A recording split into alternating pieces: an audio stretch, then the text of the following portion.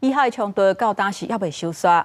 有一个同年纪的美国籍的查某人，初六的时阵伫咧约旦河的西岸参加抗议以色列政府扩建的政策，不过却是去互以色列的军人开枪，带着头壳，送病院也是救无倒来。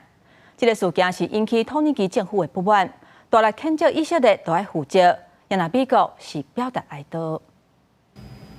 手揢着火，头壳底合书包啊！相片内底的女主是笑甲真欢喜。这名同年期的美国籍的女性艾吉，这个月初六参加约旦河西岸城顶背台反对以色列扩建的抗议活动的时阵，杀害以色列的士兵开枪，带着头壳死亡。ومشوا بالاتجاه هذا هون هيك طبعا معاهم سلاحهم مشوا لهون اجوا عند البلوكة هاي جلس عليها الجندي وعين سلاحه على الزاوية هاي باتجاه النقطة اللي صوب عليها. 现场人表示，当时义军用催泪加速加实战的枪支来驱敌人群。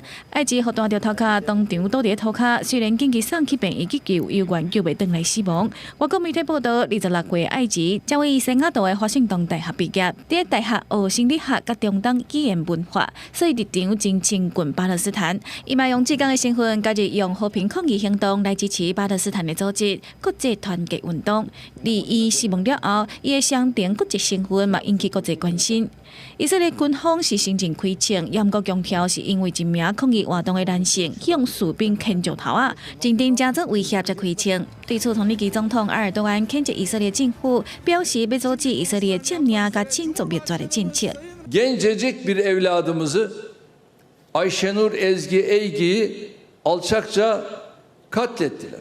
Mısır'la Suriye ile attığımız yeni adımlar büyüyen yayılmacılık tehdidine karşı bir dayanışma hattı oluşturmaya yöneliktir.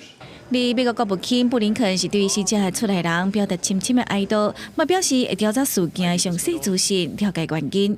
国际新闻台是同朋友。